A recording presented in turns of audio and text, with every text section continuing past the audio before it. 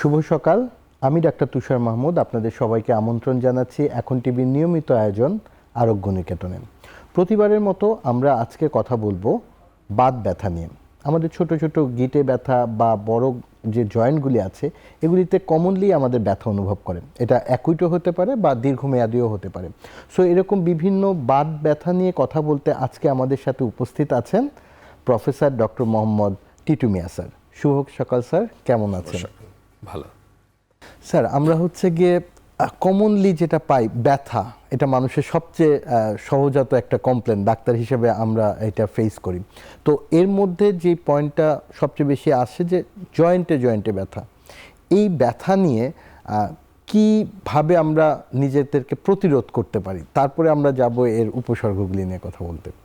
একটা হলো যে ব্যথার প্রতিরোধ করার আগে আমরা যদি জেনে নেই যে এই যে ব্যথা, যেটা জয়েন্ট পেইন কিংবা বাত, পেইনের সঙ্গে যদি জয়েন্টটা ফুলে যায় তখন সেটাকে আমরা বলি আর্থ্রাইটিস। তো বাতের ব্যাপ্তিটা কিন্তু আর্থ্রাইটিসও হতে পারে, জয়েন্ট ব্যথাও হতে পারে, জয়েন্ট ফুলে যেতে পারে সাথে, অথবা শুধু ব্যথাও থাকতে পারে, অথবা সেই জয়েন্ট ব্যথাটা মাসল কিংবা হাড় পর্যন্তও যেতে পারে। সো ব্যাপ্তিটা, বাতের ব্যাপ্তিটা কিন্তু not only limited to the joint, but বেশিরভাগ ক্ষেত্রেই অলমোস্ট 95% ক্ষেত্রে দেখা যায় বাত মিনস হলো জয়েন্ট পেইন অ্যান্ড মানে সোয়েলিং। তো সেটা যে কারণে হয় সেই কারণগুলো যদি আমরা একটুখানি জাস্ট শুনে নেই, যে প্রথমত আমরা যদি বেশিরভাগ মানুষের ক্ষেত্রে 15 to 20% মানুষের ক্ষেত্রে কিন্তু অস্টিও আর্থ্রাইটিস হয়। একটু বয়স্ক মানে 50 ঊর্ধ্ব বয়স যাদের, মানে 50 ঊর্ধ্ব বয়স যাদের আছে, তাদের এই জায়গাটা ডিজেনারেটিভ চেঞ্জ বলি আমরা, বয়সজনিত কারণে হাড্ডি বেড়ে যায় একটুখানি, সারফেস যেটা জয়েন্টের যে স্ট্রাকচারটা যতটুকু যেরকম থাকার কথা সেটা একটু ডিসঅর্গানাইজ হয়ে যায়, ব্যথা হিসাবে আসে, মানে আবার ক্ষয়ের দিকে যায়। আবার কিছু কিছু আছে যে ইনফ্লামেটরি কিছু ডিজিজ আছে, অটোইমিউন ডিজিজ কিংবা অন্যান্য কারণে দেখা যায় যে জয়েন্ট ফুলে যায় এবং ব্যথা করে, এবং সেই কারণেও কিন্তু বাত হয়, যেমন রিমাটয়েড আর্থ্রাইটিস, এসএলই মানে লুপাস, এগুলা হয়। আবার দেখা যায় কোনো কোনো ব্যথা আছে যেমন ক্রিস্টাল আর্থ্রাইটিস বলি আমরা, গাউট, আমরা জানি যে কিছু খাবার থেকে বিচিযুক্ত খাবার খেলে সেগুলাতে জয়েন্ট পেইন হয়। আবার কোনো কোনো ভাইরাসের জন্যও আর্থ্রাইটিস হয়, যেমন আমরা এখন চিকনগুনিয়া পাচ্ছি, পার্ভো ভাইরাস পাচ্ছি। আবার দেখা যায় যে কোনো কোনো ক্ষেত্রে কোনো ব্যাকটেরিয়ার জন্য হয়, সেপটিক আর্থ্রাইটিস হয়। তো এই সমস্ত আর্থ্রাইটিসের ক্ষেত্রে আমরা বলি, আবার ব্যাক পেইন সহ আর্থ্রাইটিস হয়, যেমন স্পন্ডালো আর্থ্রোপ্যাথি বলি কিংবা অ্যানকালোজিং স্পন্ডালাইটিস।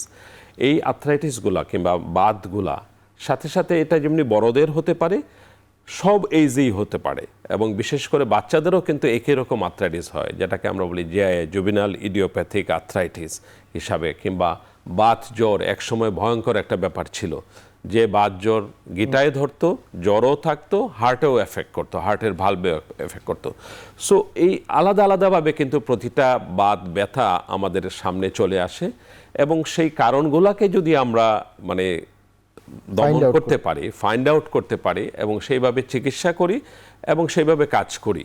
যেমন আমি অস্টিওআর্থ্রাইটিসের ক্ষেত্রে বলি, আমরা আজকাল ওবেসিটি বেড়ে যাচ্ছে, আমাদের ওয়ার্কলোড বেড়ে যাচ্ছে, কেউ কেউ দেখা যায় যে হেভি ওয়েট লিফট করে এবং তাদের জয়েন্টে দেখা যায় ব্যথা পায়, তারপর সেটা অস্টিওআর্থ্রাইটিস হিসেবে আছে। কিংবা অনেক ওজন বাড়তে থাকে, কিংবা লাইফস্টাইলটা খারাপ, খাবারের কোয়ালিটি খারাপ, এগুলোর জন্য দেখা যায় আমাদের বাত হয়। আবার আমরা যারা দেখা যায় রিচ ফুড খাই, সামুদ্রিক মাছ খাই কিংবা বিচিযুক্ত খাবার খাই, তাদের দেখা যায় গাউট হয়। সো আমরা যদি কারণটাকে জানি এবং কারণটাকে মানে যদি দমন করতে চাই, এবং যে কারণে এই বাতগুলা হয় সেগুলা যদি আমরা মানে বাদ দিতে পারি, মানে সেগুলাকে যদি প্রতিরোধ করতে পারি, তাহলে কিন্তু বাত ব্যথাটা প্রতিরোধ হয়ে যায়। আমি আরেকটু বলতে চাই যে বাচ্চাদের ক্ষেত্রে যে আমরা বাত জ্বরের ক্ষেত্রে বলি, সেটাতে কিন্তু সব সময় একটা ইনফেকশন আছে, স্ট্রেপ্টোকক্কাল ইনফেকশন, যেটা টনসিল কিংবা ফ্যারিংসকে গলায় ব্যথা হিসাবে আসে, জ্বর হিসাবে আসে, তার কয়েকদিন পরে কিন্তু বাত ব্যথাটা আসে। তো সেটার বিরুদ্ধে অ্যান্টিবডি হয়, তারপরে দেখা যায় জয়েন্টে কিংবা হার্টের মধ্যে সেটা একটা রিয়াকশান করে, অটোইমিউন রিয়াকশান হয়, অ্যান্টিজেন অ্যান্টিবডি রিয়াকশান হয়। তাহলে সেটাকেও যদি আমরা গলা ব্যথায় যে সমস্ত জীবাণু আসে সেটাকে উপযুক্ত অ্যান্টিবায়োটিকের মাধ্যমে যদি চিকিৎসা করে তাহলে কিন্তু বাত জ্বরও হবে না। খুব সুন্দর করে স্যার বিভিন্ন ধরনের বাতের কথা বললেন। আমাদের কাছে তো ব্যথা মানে একটা ব্যথাই আসে, একটা পেশেন্ট, কিন্তু একজন চিকিৎসক হিসেবে যদি এই ব্যথার কারণটা বের না করি তাহলে আসলে চিকিৎসা দেওয়াটাও সম্ভব হবে না। সো এই যে স্যার ব্যথার কারণটা নির্ণয়ের জন্য আপনি বললেন যে ক্রিস্টালয়েড মানে গাউটের ব্যথাও হতে পারে, হাড় ক্ষয়ের ব্যথাও হতে পারে, অথবা বাত জ্বরের কারণে কোনো ভাইরাল ইনফেকশনের কারণেও হতে পারে। এই ব্যথাগুলি কি কোনো ডিফারেন্সিয়েট করা যায়? একটা মানুষ কি বুঝতে পারবে যে আমার এই ধরনের সমস্যাটাই বেশি হয়েছে? হ্যাঁ, সেটা তো অবশ্যই। আমরা যখন কোনো রোগ ডায়াগনোসিস করতে চাই, সব রোগের ক্ষেত্রেই যেমনিভাবে বাতের ক্ষেত্রেও একইভাবে প্রযোজ্য যে রোগটার একটু ইতিহাসটা জেনে নেওয়া এবং রোগের লক্ষণটা সম্বন্ধে বিস্তারিত বোঝা, এবং তারপরে আমরা যাই ইনভেস্টিগেশনের মাধ্যমে এটাকে কনফার্ম করতে। যেমন আমরা যদি একটু মানে বলি যে বাত জ্বরের ক্ষেত্রে কাদের হয় বেশি? বাচ্চাদের হয় বেশি। 15 ইয়ার্স পর্যন্ত, 5 to 15 ইয়ার্স এজের মধ্যে বাত জ্বর হয়। এবং এই বাতগুলা কোন জয়েন্টগুলাকে ধরে? সাধারণত বড় বড় জয়েন্টগুলাকে, লার্জ জয়েন্টকে ধরে। এবং এটার রকমটা কেমন? এরা মাইগ্রেটরি একটা ব্যথা। কেমন? আমার একটা নি জয়েন্টে ধরলো, কয়েকদিন হলো, তারপরে এটা ভালো হতে না হতে এই ব্যথাটা আবার শিফট হয়ে যায় আরেকটা জয়েন্টে, এবং এটা ভালো হওয়া শুরু হয়ে যায়। এবং তার সাথে কি একটা ইতিহাস থাকে যে গলায় ব্যথা, আমি একটু আগেই বলছিলাম যে সোর থ্রোট, একটা স্ট্রেপ্টোকক্কাল ইনফেকশন হয়েছে, তার 1 সপ্তাহ কিংবা 2 সপ্তাহ পরে থেকে এই ব্যথাটা হঠাৎ করে একদিন অনেক বেশি ব্যথা শুরু হলো, জয়েন্টটা ফুলে গেল, রোগী আর হাঁটতে পারতেছে না, বিছানায় পড়ে গেল, হাই ফিভার হলো, তাহলে আমি চিন্তা করতে পারি একটা কম বয়সের রোগীর ক্ষেত্রে এটার সম্ভাবনা বেশি যে বাত জ্বর। যদিও এখন গলায় ব্যথার ইনফেকশনে আমরা খুব তাড়াতাড়ি চিকিৎসা পেয়ে যাচ্ছে, গ্রামে গঞ্জে সব লেভেলে সরকারি বেসরকারি পর্যায়ে সেই চিকিৎসাটা হচ্ছে, এবং বাত জ্বরের পরিমাণটা কিন্তু আগের চেয়ে অনেক অনেক কমে গেছে। তাহলে এখানে লক্ষণ দেখে আমি বুঝতে পারছি যে এটা বাত জ্বর। আবার একজন লেডি যার বয়স ধরেন যে হলো 30 বছর, তার ছোট ছোট গিঁঠাগুলাতে, হাতে এবং পায়ের গিঁঠাগুলাতে তার সকালবেলা ব্যথা হচ্ছে, এবং এই ব্যথাটা আধা ঘন্টা 1 ঘন্টার চেয়ে বেশি থাকতেছে। আস্তে আস্তে কাজ করছে, ব্যথাটা হয়তো কমে যাচ্ছে, জয়েন্ট ব্যথা দেওয়া শুরু হয়, জয়েন্টটা ফুলে যায়, এবং আস্তে আস্তে দেখা যায় হাতের কাজগুলা করতে অসুবিধা হয়, হাতের মানে কাজ যে সমস্ত আছে জড়তায় বসে যায়। এবং তাহলে তাকে আমরা চিন্তা করতে পারি যে রিউমাটয়েড আর্থ্রাইটিস, অথবা সাথে লুপাস কিংবা অন্য কোনো আর্থ্রাইটিস, যেগুলা ইনফ্ল্যামেটরি আর্থ্রাইটিস বলি আমরা, প্রদাহজনিত আর্থ্রাইটিস। তাহলে আমরা মানে এখানে আমরা চিন্তা করতে পারি এটা রিউমাটয়েড আর্থ্রাইটিস। তাকে ডায়াগনোসিস করতে হলে আমার কিছু ইনভেস্টিগেশনের সাহায্য নিতে হবে। আবার একজন বয়স 60 বছরের একজন লোক, যার 2টা নি জয়েন্টেই মানে ব্যথা হচ্ছে, যে ব্যথাটা দিন বাড়ার সাথে সাথে বিকালের দিকে বেশি বেড়ে যায়, সকালবেলা মানে উঠতে গেলে হয়তো সামান্য ব্যথা হয়, বাট মর্নিং স্টিফনেস যেটা বলি, যে অনেকক্ষণ ধরে 1 ঘন্টা 1.5 ঘন্টা ধরে এই ব্যথাটা থেকে যাবে, জড়তাটা থেকে যাবে, সেটা থাকছে না, কাজ করার সাথে সাথে বেড়ে যায়, সেখানে আমরা চিন্তা করি যে এটা অস্টিও আর্থ্রাইটিস। তাহলে আমাকে একটা বাতের রকম বোঝার জন্য, কারণটা বোঝার জন্য history is very very important. পাশাপাশি কোন জয়েন্টগুলোকে কোন বাতটা মানে পছন্দ করে, যেমনিভাবে বলেছি বড় জয়েন্টকে রিউমাটিক ফিভার পছন্দ করে, ছোট জয়েন্টগুলোকে রিউমাটয়েড আর্থ্রাইটিস পছন্দ করে, ছোট বড় সব জয়েন্টকে অস্টিও আর্থ্রাইটিস পছন্দ করে। তার সাথে আমি বলবো যে বয়সেরও একটা ব্যাপার থাকে, বয়সজনিত কারণ, তার প্রফেশন, এগুলো হেল্প করে। পাশাপাশি কোনো বাত যদি লো ব্যাক পেইন দেওয়া শুরু হয়, পেছনে ব্যথা, সকালবেলা বিছানা থেকে উঠতে পারতেছে না, নড়তে পারতেছে না, সাথে দেখা যায় যে হাঁটু ব্যথা কিংবা অন্যান্য জয়েন্টে ব্যথা হয়, তাহলে আমরা অবশ্যই চিন্তা করি যে এটা স্পন্ডাইলোআর্থ্রোপ্যাথি কিংবা অ্যানকাইলোজিং স্পন্ডালাইটিস, যেটা সাধারণত ইয়াং এজ গ্রুপে বেশি হয়। আমরা মানে ব্যথার ধরন দেখে আমরা অ্যাকচুয়ালি রোগের দিকে যেতে পারবো। তার মানে এটা বোঝাচ্ছে যে একজন রোগী যদি ব্যথা হয় এবং শুধু শুধু ওষুধের দোকান থেকে গিয়ে ব্যথানাশক ওষুধটা খেয়ে ফেলে, এটা তার জন্য ক্ষতি হতে পারে। কারণ আমি যদি ব্যথার কারণটা না জেনে ওইটা চিকিৎসা না করি, তাহলে তো শুধুমাত্র ব্যথাটা কমছে কিন্তু রোগের চিকিৎসাটা হচ্ছে না। রাইট। এই জন্য স্যার আপনার পরামর্শ কি থাকবে, একজন রোগী কিভাবে আগাবে ব্যথার হিস্ট্রিটা নিয়ে? একজন রোগী যদি বাত ব্যথা নিয়ে মানে আসে, মানে তার প্রেজেন্টেশনটা এরকম হয়, সে যদি সাফার করতে থাকে, ভুগতে থাকে যে বাতে, তার আমি বলবো যে যদি সহনীয় ব্যথা হয়, সেটাকে আসলে ঔষধ না খেয়েই ডাক্তারের শরণাপন্ন হওয়া উচিত। এটা হতে পারে একেবারে নিকটস্থ যে স্বাস্থ্য কমপ্লেক্স আছে, কিংবা ইউনিয়ন স্বাস্থ্য কমপ্লেক্স আছে, কিংবা আমাদের কমিউনিটি ক্লিনিক আছে, সেই সমস্ত জায়গায় গিয়ে, যে মানে নিয়ারেস্ট সরকারি বেসরকারি স্থাপনা যেখানে চিকিৎসকরা কাজ করেন সেই জায়গাগুলোতে প্রথমে যেতে পারেন, অথবা নিকটস্থ কোনো স্পেশালিস্টের কাছে যেতে পারেন। গেলে তাহলে আমরা রোগটার ফুল ব্লোন পিকচারটা পাই। আবার কোনো কোনো ব্যথা আছে যে এত বেশি ব্যথা, he or she could not move even, একটু মানে বিছানা থেকেই উঠতে পারছে না, সেই ক্ষেত্রে অবশ্যই প্যারাসিটামল জাতীয় ওষুধ কিংবা ব্যথার বড়ি খেয়ে একটুখানি আরাম হলে শুরুতেই আসলে ওনাকে ফুল ব্লোন পিকচারটা পুরা মানে রোগের লক্ষণটা বোঝার জন্য নিকটস্থ চিকিৎসকের কাছে যাওয়াটা উচিত। এবং নিজে নিজে ওষুধ ঠিক না করে কিংবা ওষুধের দোকানদারের কাছ থেকে ব্যথার ওষুধ না খেয়ে কিংবা কারো কাছ থেকে শুনে কিছু ওষুধ কিংবা হার্বাল মেডিকেশন কিংবা অন্য যে কোনো কবিরাজি কিংবা হোমিওপ্যাথিক ওষুধ না খেয়ে আমি বলবো যে আগে রোগটা ডায়াগনোসিস হওয়া উচিত। সেটার জন্য উপযুক্ত ডাক্তারের কাছে যেতে হবে। গেলে তখন তিনি তার বাতের রকমটা বুঝবেন এবং সেইভাবে চিকিৎসা দিবেন। কোনো কোনো বাত আছে ভাইরাল ফিভারের, সিম্পল প্যারাসিটামলই যথেষ্ট। কোনো কোনো বাত আছে যে বাতের ব্যথাটা সাময়িকভাবে দিবে কিন্তু দীর্ঘমেয়াদী চিকিৎসার দরকার, যেমন রিমাটয়েড আর্থ্রাইটিস, সেগুলোকে তাহলে কারণটাকে চিকিৎসা করতে হবে। তো সেইভাবেই আমার কাছে মনে হয় যে আগে বাত নিয়ে আসলেই যে ওষুধ খাওয়া শুরু করে দিতে হবে সেটা না, তার জন্য মানে রোগটা ডায়াগনোসিস দরকার, কারণটা ফাইন্ড আউট করা। এবং একটা জিনিস অবশ্যই যে আমাদের যেটা ভুল হয় যে ওনারও ব্যথা হাঁটুতে, আমারও ব্যথা, একই রকম ওষুধ, কিন্তু দুইজনের ব্যথার কারণটা ডিফারেন্ট হতে পারে এবং বয়সের ক্ষেত্রে। স্যার, আপনি বললেন যে রিমাটয়েড আর্থ্রাইটিসের ক্ষেত্রে বা এসএলইর মতো রোগ, অটোইমিউন ডিজিজগুলি চলে আসলো, এরকম ক্ষেত্রে তো চিকিৎসা পদ্ধতিটা একেবারেই আলাদা হবে। মানে সেই ক্ষেত্রে যদি একটু গাইডলাইন বলেন যে শুধু তো ব্যথা দিয়ে তো আমরা পাবো না, সো এটা ডায়াগনোসিস করার জন্য কি যথেষ্ট সুবিধা আমাদের দেশে আছে বা আমরা করতে পারি ডায়াগনোসিসটা? জি, আমি একটা কথাই মানে খুব সংক্ষিপ্তভাবে যদি বলি যে বাত ব্যথার যত কারণ আছে, যত রোগ আছে আমাদের দেশে, সবগুলা রোগেরই যথেষ্ট চিকিৎসা, একদম শেষ পর্যন্ত চিকিৎসা কিন্তু আছে। কিভাবে আছে যে এটা ডায়াগনোসিস হয়, ডায়াগনস্টিক ফ্যাসিলিটিসগুলো আছে। চিকিৎসা কারা করতে পারেন? চিকিৎসা করতে পারেন আমাদের একজন এমবিবিএস ডাক্তার, মেডিকেল অফিসার হিসাবে সরকারি বেসরকারি পর্যায়ে যেখানে চিকিৎসা করেন। আমাদের স্পেশালিস্টরা চিকিৎসা করতে পারেন, মেডিসিন স্পেশালিস্ট অথবা রিমাটোলজিস্ট করতে পারেন। আমাদের অর্থোপেডিক স্পেশালিস্ট আছে, তারা করতে পারেন। রিহেবিলিটেশনের জন্য কিন্তু অর্থোপেডিক্স আমাদের চিকিৎসকরা কিন্তু সার্জারি পর্যন্ত করতে পারেন, রিপ্লেসমেন্ট, জয়েন্ট রিপ্লেসমেন্ট পর্যন্ত আমাদের দেশে হচ্ছে। পাশাপাশি এই যে জয়েন্টের যতটুকু ক্ষতিগ্রস্ত হয়, ব্যথা চলে যাওয়ার পরেও কিন্তু তার ফাংশনিং ক্যাপাসিটিটা কিন্তু অনেকের কমে যায়। সেটাকে রিহেবিলিটেশন করার জন্য ব্যায়াম করে কিংবা কিছু থেরাপি, ফিজিওথেরাপি দিয়ে সেটাকে চিকিৎসা করার জন্য কিন্তু আমাদের ফিজিক্যাল মেডিসিনের চিকিৎসক এবং ফিজিওথেরাপিস্ট আছেন। তার মানে কি আমাদের দেশে চিকিৎসার ডায়াগনোসিস যেমনিভাবে হতে পারে, পাশাপাশি তার চিকিৎসার জন্য কোনো অবস্থাতেই বাইরে যাওয়ার দরকার নাই এবং তার সবগুলোরই চিকিৎসা করা সম্ভব। যেমনিভাবে আমি বলি রিমাটয়েড আর্থ্রাইটিসের যে চিকিৎসা করা হয়, যে কোনো আর্থ্রাইটিসে প্রথমে আমরা সিমটোমেটিক ইমপ্রুভমেন্টের জন্য আমরা একটা ব্যথার ওষুধ খাই। সেই ব্যথার ওষুধটা খাওয়ার পরে আমরা রিমাটয়েড আর্থ্রাইটিসের ক্ষেত্রে দীর্ঘমেয়াদী যে রোগের যে কার্যকারিতাটা আছে সেটাকে থামানোর জন্য ডিজিজ মডিফাইং কিছু ওষুধ দিই। এটা বিভিন্ন রকম আছে, মেথোট্রেক্সেট আছে, জ্যাক2 ইনহিবিটর আছে, সালফাসালাজিন আছে, কিংবা আজকাল বায়োলজিক্যাল এজেন্টস আছে।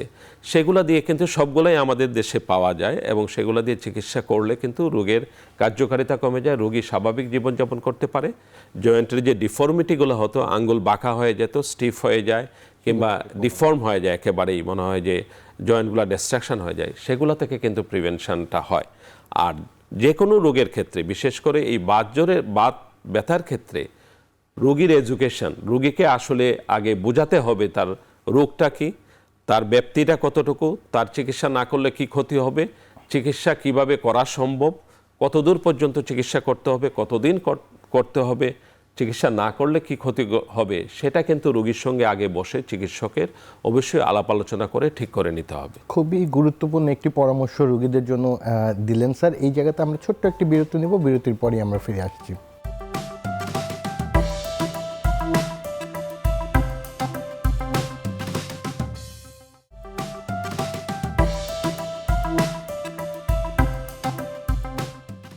স্যার, যেরকম বলছিলেন যে রেজিস্টার্ড চিকিৎসকের কাছ থেকে পরামর্শ নিয়েই এই ব্যথাগুলির চিকিৎসা শুরু করা উচিত এবং মানে ফার্মেসি থেকে নিজের পছন্দ মতো ওষুধ না কেনাটা খুবই গুরুত্বপূর্ণ।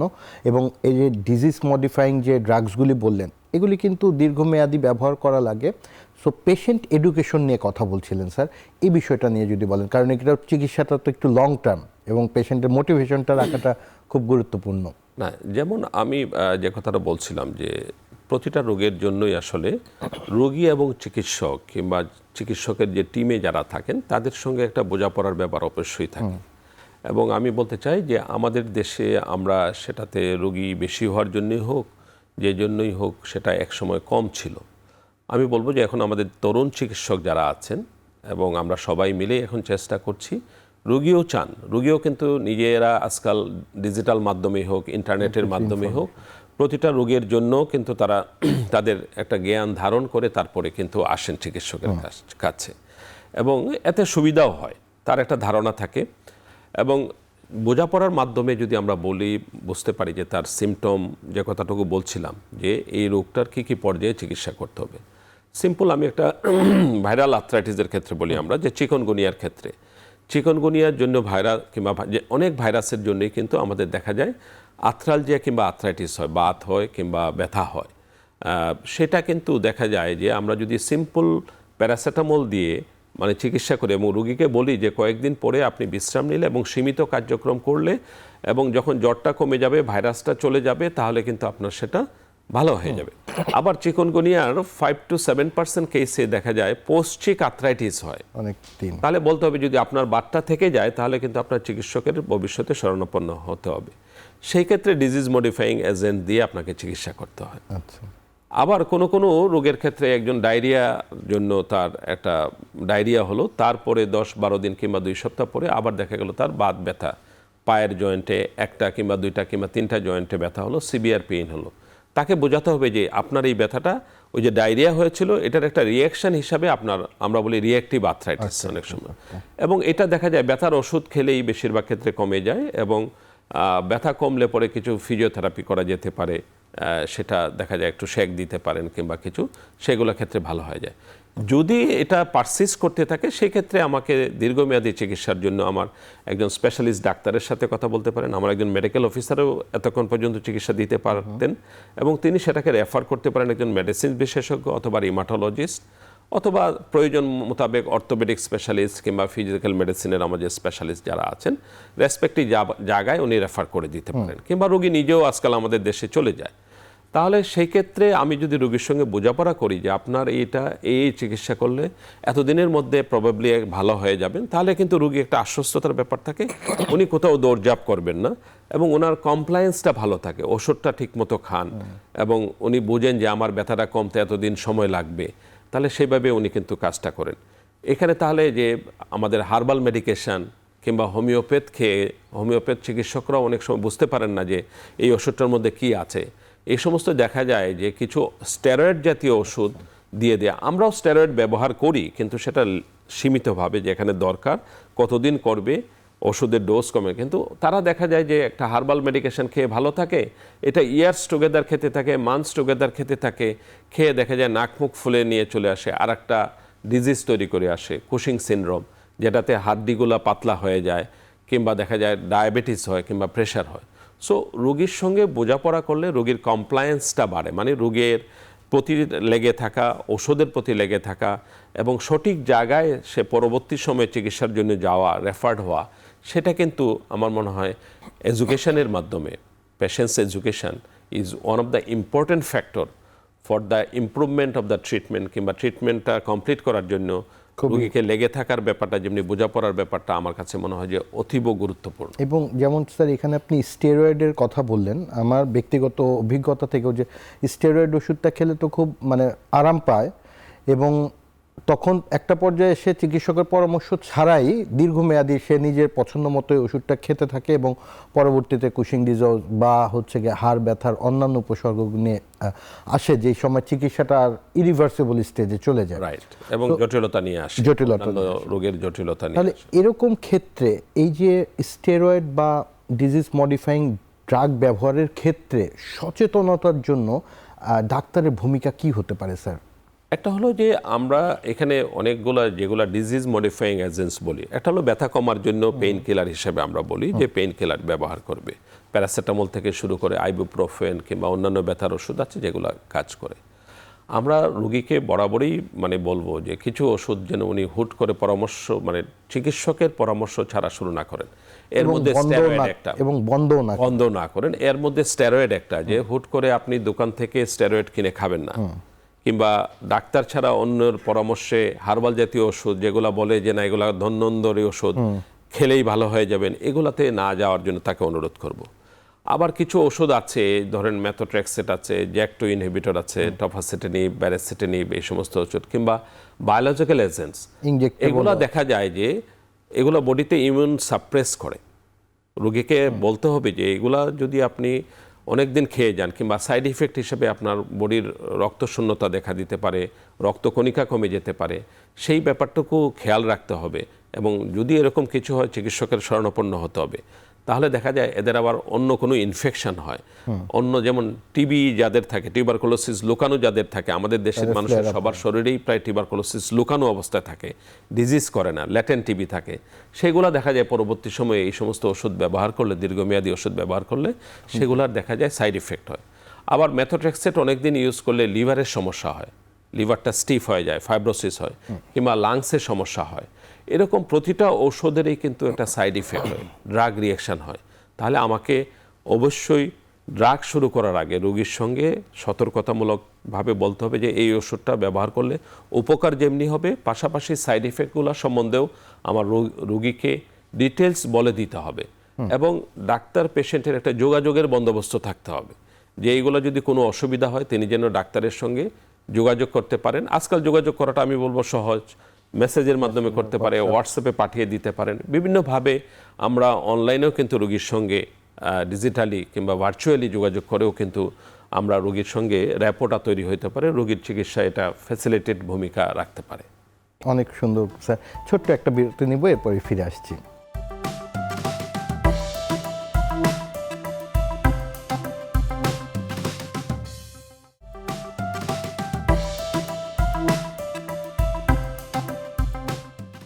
স্যার, বিরতির আগে যেটা বলছিলাম যে যারা ওষুধ দীর্ঘমেয়াদী খায় তাদের একটা প্রবলেমের কথা, এবার একদম অন্য একটা গ্রুপের কথা বলতে চাই।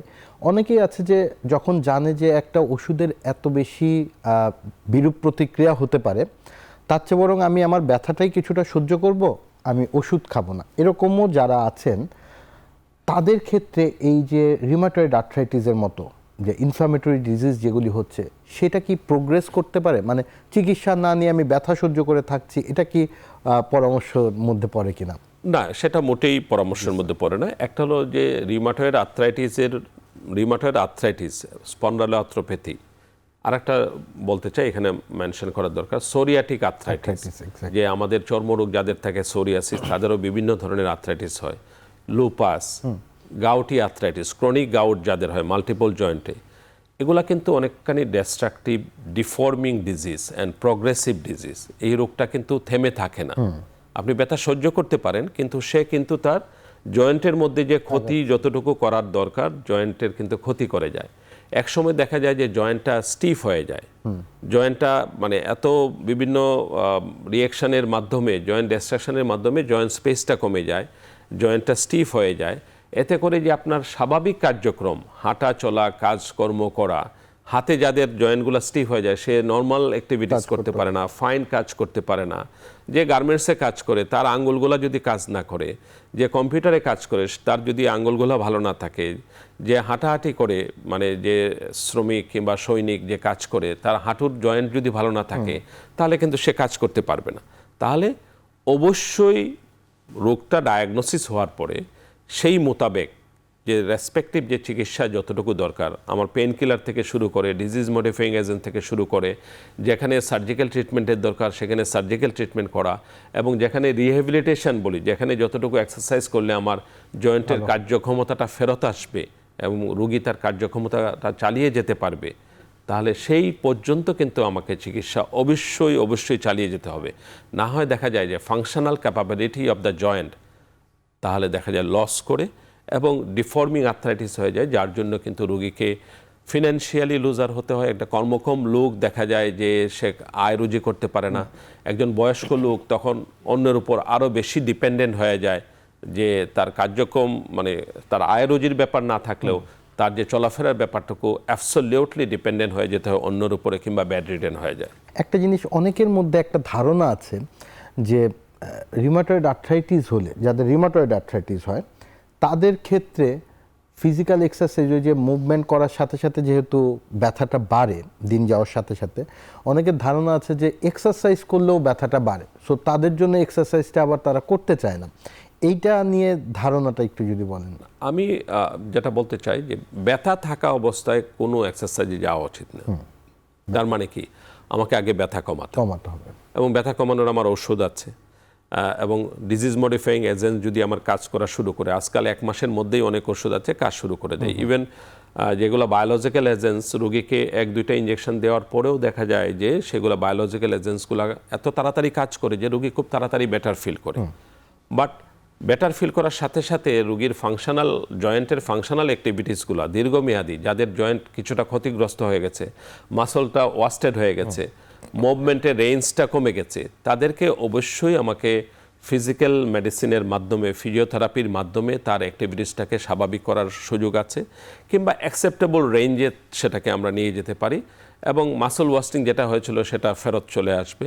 সো ব্যথা থাকা অবস্থায় যদি সে এই অ্যাক্টিভিটিসগুলো করে, তাহলে কিন্তু সে আবার দেখা যাবে যে ব্যথা বেড়ে যায় এবং সে দেখা যায় এটার প্রতি তার একটা নেগেটিভ অ্যাটিটিউড ডেভেলপ করে।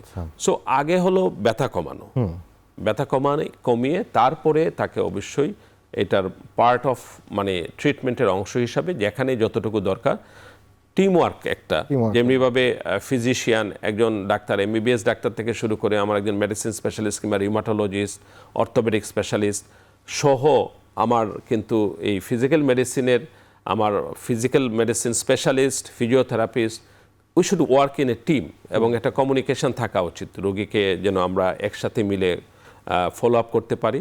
যোগাযোগটা থাকলে কিন্তু তাহলে রোগীর চিকিৎসাটা ভালো এবং হবে। পেশেন্টদেরকেও এই বিষয়ে খুব সচেতন থাকতে হবে, নিজেরটুকু না করে এই কমিউনিকেশনগুলি। আমার যেটা মনে হয় স্যার, আমাদের দেশে রোগীরা যদি একটু সচেতন হয়ে নিজের মানে অনেকেই এখন আমরা দেখি যে সোশ্যাল মিডিয়াতে পেয়ে নিজেই ওষুধটা খেয়ে নিচ্ছে, এর চেয়ে বরং ডাক্তারের পরামর্শ নিয়ে যদি ওষুধগুলি, এবং এইটা তো একটা প্রেশার বা ডায়াবেটিসের মতো দীর্ঘমেয়াদী রোগ, এরকম বাত ব্যথাটা হয়, এই রোগগুলির সাথে স্যার মানে এই ওষুধগুলি তো খেতে হয়, ফিজিক্যাল থেরাপি নিতে হয়, এটা তো বুঝলাম। এর সাথে সাথে স্যার কিছু কিছু রোগ আছে ক্রনিক, মানে খারাপের দিকে যায়, যেমন এসএলইর কথা বললেন স্যার, এই বিষয়টা নিয়ে যদি এখন একটু বলেন। লুপাস কিংবা আমরা বলি যে এসএলই, যেটা আসলে সিস্টেমিক, এটা একটা সিস্টেমিক ডিজিজ। রিউমাটয়েড আর্থ্রাইটিসও কিন্তু সিস্টেমিক ডিজিজ। এই তারপরে অ্যানকালোজিং স্পন্ডালাইটিস, এগুলোও কিন্তু সিস্টেমিক ডিজিজ। কারণ হলো প্রতিটাই যেমনিভাবে জয়েন্টকে পছন্দ করে, জয়েন্টে প্রিলিমিনারি তারা এফেক্ট করে, লুপাস বিশেষ করে এসএলই কিন্তু নট অনলি জয়েন্টে হয়তো তার কোনো সমস্যাই হলো না, তার সমস্যা শুরু হয় কিন্তু আপনার স্কিনে। হয়তো প্রথমে আমরা জানি যে একটা বাটারফ্লাই র্যাশের মতো হতে পারে, তার হতে পারে জিহ্বায় ঘা দিয়ে শুরু হতে পারে, তার হতে পারে রক্তশূন্যতা দিয়ে, তার হয়তো ফুসফুসে সমস্যা দিয়ে শুরু হতে পারে, হার্টের সমস্যা দিয়ে শুরু, মাল্টি সিস্টেম ডিজিজ, তার হয়তো ব্রেইনের সমস্যা দিয়ে, কনভালশন দিয়ে শুরু হতে পারে, তো অথবা স্ট্রোক দিয়ে শুরু হতে পারে। সো এটা যে কথাটা আমি বলতে চাই যে এই এসএলইর মতো রোগ যদি এটা বাত নিয়ে আসে, তাকে অবশ্যই বাতের চিকিৎসা তো করতেই হবে, পাশাপাশি ডিজিজটাকেও চিকিৎসা করতে হবে। সেটা ডিজিজ মডিফাইং এজেন্টের মতোই কিছু ঔষধ আছে যেগুলোকে দিয়ে চিকিৎসা করলে সেটা কিডনিকে আর এফেক্ট করবে না। কারণ লুপাস নেফ্রাইটিস হিসাবে এটা একটা গুরুত্বপূর্ণ সমস্যা, যেটাতে দেখা যায় কিডনি ফেইলিওর ডেভেলপ করে, গ্লোমেরুলোনেফ্রাইটিস হয়, রোগীর জীবন নাশেরও কারণ হয়ে যায়। স্যার এগুলি তো অটোইমিউন ডিজিজ, যেটা এটা কি চিকিৎসা দিয়ে ভালো করে ফেলা সম্ভব?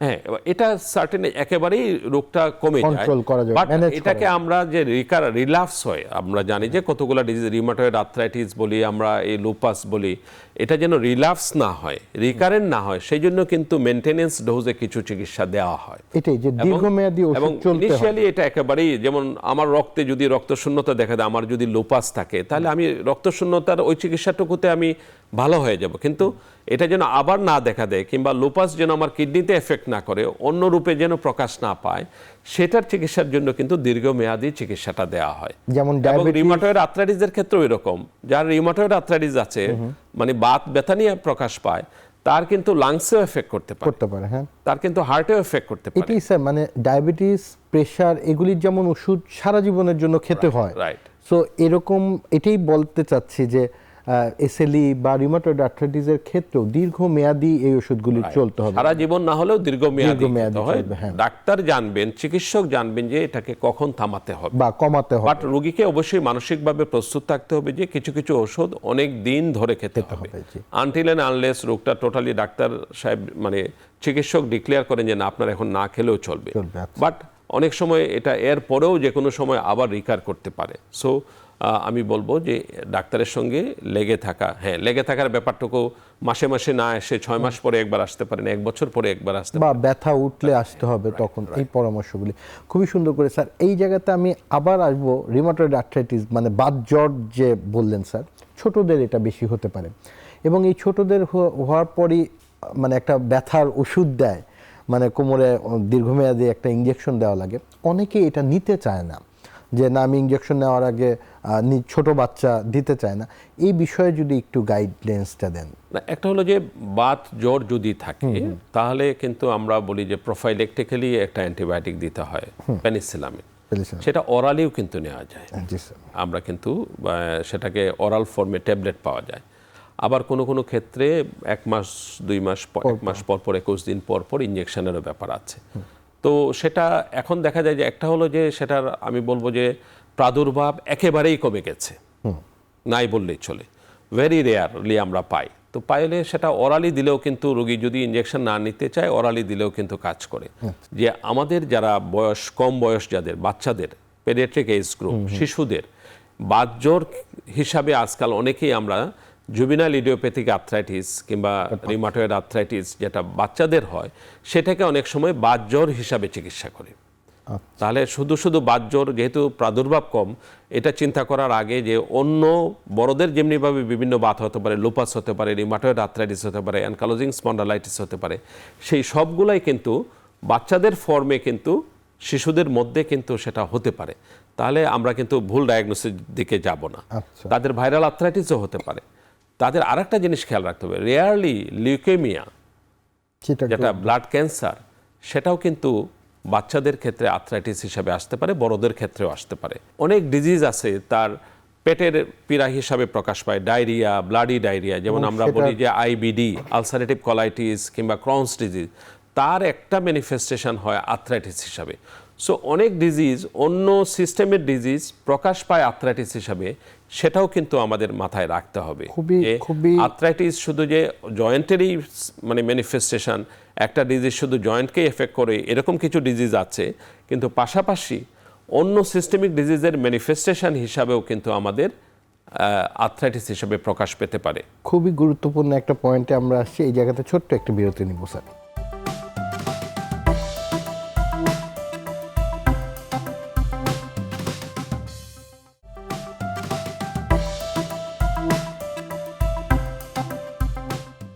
তাহলে অন্য রোগের উপসর্গ হিসেবেও একটা মানে জয়েন্টের ব্যথা নিয়ে আসতে পারে, সেই জন্য এই রোগগুলিকে ফাইন্ড আউট না করে অ্যাকচুয়ালি ব্যথার ওষুধ খেয়েই চুপচাপ বসে থাকলেটা ঠিক না। স্যার, আমরা তো কমন প্রবলেমগুলি নিয়ে বললাম, রিউমাটয়েড জ্বর নিয়ে বললাম, অটোইমিউন জয়েন্ট পেইন নিয়ে বললাম, হাড় ক্ষয়ের জনিত যেই প্রবলেমটা আসতে পারে স্যার, সেটাকেও তো রুল আউট করতে হয়। এছাড়াও স্যার গাউটের ব্যথাটাও বললেন, এই 2 ধরনের ব্যথা নিয়ে যদি একটু বলেন। একটা হলো যে কমনলি আমাদের দেশে কিংবা আমাদের আমরাও হয়তো অনেকেই রোগীকে বলি যে অস্টিও আর্থ্রাইটিস যেটা বলি, এটাকে বলি যে আপনার জয়েন্ট ক্ষয় হয়ে গেছে। আসলে অস্টিও আর্থ্রাইটিসে জয়েন্ট ক্ষয় হয় না, জয়েন্ট সারফেসটা ইরেগুলার হয়ে যায়, বরঞ্চ কোনো কোনো জায়গায় দেখা যায় অস্টিওফাইট হিসাবে দেখা দেয়, মানে হাড্ডি বেড়ে যায়, সারফেসটা ইরেগুলার হয়ে যায়, স্মুথ সারফেস থেকে এটা একটা ইরেগুলার হয়ে যায়, আউটগ্রোথ হয়, এবং যার জন্য এটা ব্যথা হিসাবে দেখা দেয়। এটা হলো অস্টিও আর্থ্রাইটিসের ক্ষেত্রে। সেই ক্ষেত্রে আমি বলবো যে এটা আসলে একেবারে ভালো হয় না। এটাকে পেইন কিলার দিয়ে ফিজিওথেরাপির মাধ্যমে লো পটেন্ট মানে পেইন কিলার অনেক বেশি, কারণ অনেক দিন ধরে ব্যথার ওষুধ খেতে হয়, এবং ব্যায়ামের মাধ্যমে কিংবা ফিজিওথেরাপির মাধ্যমে, শেখের মাধ্যমে এটা ভালো থাকে, এবং সেই ক্ষেত্রে আমরা বলি যে সবসময় খেয়াল রাখতে হবে যে কিডনি ফাংশনটাকে সবসময় দেখে নিতে হবে। আচ্ছা। আমি আবারও বলতে চাই, ব্যথার ওষুধ দীর্ঘমেয়াদী যে সমস্ত রোগীকে আমরা দিতে হবে তাদের ক্ষেত্রে অবশ্যই শরীরের অন্যান্য ফাংশনগুলো দেখে নেওয়া উচিত, বায়োকেমিক্যালি কিডনি ফাংশনটুকু দেখে নেওয়া উচিত। এবং লোকজনদের মধ্যে একটা ভীতির কারণ থাকে যে ব্যথার ওষুধ খেলেই কিডনিতে সমস্যা হয়, এটা সবসময় ঠিক না। সবসময় যে ব্যথার ওষুধ যতটুকু দরকার আমরা দিব, বাট আগে কিডনির ফাংশনটা দেখে নিলে ভালো, কিংবা ফলো আপে আমি কিডনিতে কোনো ক্ষতি করছে কিনা সেটা দেখে নিব। আরেকটা ধারণাও আছে স্যার, ব্যথার ওষুধ খেলেই গ্যাসের ওষুধ খেতে হয়। এটা ঠিক আছে, প্যারাসিটামল খেলে সাধারণত লাগে না, কিন্তু অন্যান্য আইবুপ্রোফেন কিংবা ইন্ডোমেথাসিন কিংবা অন্যান্য ব্যথার ওষুধ খেলে এটা গ্যাস্ট্রাইটিস করে কিংবা গ্যাস্ট্রিক আলসারকে বাড়িয়ে দেয়। প্রোটেক্ট তার করার জন্য ক্ষেত্রে প্রিভেন্টিভ হিসাবে মানে প্রোটেক্টিভ হিসাবে আমাদেরকে গ্যাসের ওষুধ মানে অ্যান্টি আলসার যে ওষুধগুলো আছে, অ্যান্টিপেপটিক আলসার ডিজিজগুলো মানে ওষুধগুলো আমাদেরকে নিতে হয়। এটা হলো যে ক্ষয়জনিত ব্যথার মানে জয়েন্টের সমস্যা, যেটাকে অস্টিওআর্থ্রাইটিস। আসলে মিসনোবার, এটা ক্ষয় হচ্ছে না, রাদার আউটগ্রোথ হচ্ছে, বেড়ে যাচ্ছে, এটা একটা। আর হলো গাউট হয়, অ্যাকিউট গাউট।